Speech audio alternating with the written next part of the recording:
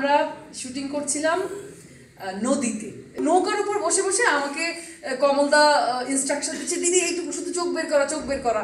তখন আমি দেখলাম যে ওরা নৌকায় বসে বসে এত আরাম করে আমার শট নিচ্ছে আর আমি পানির মধ্যে বসে বসে শট দিচ্ছি। ঠিক আছে তুমি নামো, নিচে নামো। পরে মোটামুটি হোল ইউনিটকে আমি ওই দিন নদীর মধ্যে নামিয়েছি।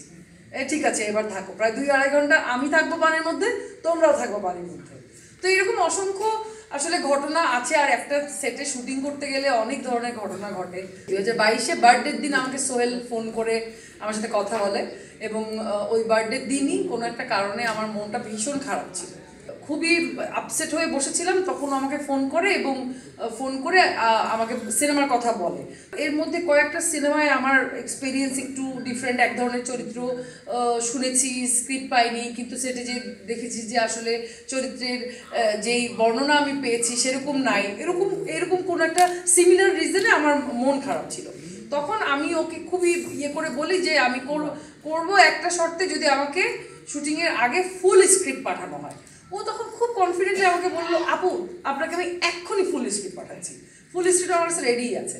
পুরো স্ক্রিপ্ট পড়েছি এবং ওকে ফোন করেই আমি বলেছি যে আমি করবো, আমি রাজি হয়েছি। আমি নয়া মানুষ সিনেমার একজন আর্টিস্ট, এটা যে আমাকে নিজেকে কতখানি কনফিডেন্ট করে বা আমাকে যে এটা এক ধরনের শক্তি যোগায়, সেটা আমি আসলে মানে ভাষায় ব্যক্ত করতে পারবো না। যেই মুহূর্তটা আমি নয়া মানুষ স্টার্ট করি, এটা আমার স্ট্রেংথ হয়ে আমার জীবনে আমার কাছে কাজে লেগেছে।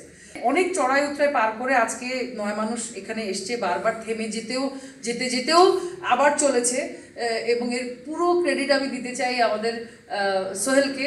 এই শুনি যে আপু মনে হয় সিনেমাটা বন্ধ করে দিতে হবে, মনে হয় আর করতে পারবো না, খুব আপসেট। তারপরে আপু ম্যানেজ করে ফেলছি, চলো আমরা পরশুদিন শুটিং করতে যাই। বিষয়টা পুরো জার্নিটা আমাদের এরকমই ছিল। তো এই জন্য খালেদ ভাইকে অনেক ধন্যবাদ জানাতে চাই, কারণ ও ফোন করে আসলে লিটারালি প্রায় হি ওয়াজ ক্রাইং যে আপু ফাইনালি আমি সিনেমাটা করতে পারছি, আমরা মনে হয় শুটিংটা শেষ করতে পারবো, খালেদ ভাই ইজ দ্য পারসন, খালেদ ভাই আমাদের হালটা ধরছেন। তো তখন ওই দিন আসলে ও ফোনে কাঁদছিল, আমি আমার মতো করে কাঁদছিলাম যে ফাইনালি মানে বন্ধ হতেও বন্ধ হচ্ছে না। সো এই জন্য খালেদ ভাইকে আসলে অনেক ধন্যবাদ জানাতে চাই।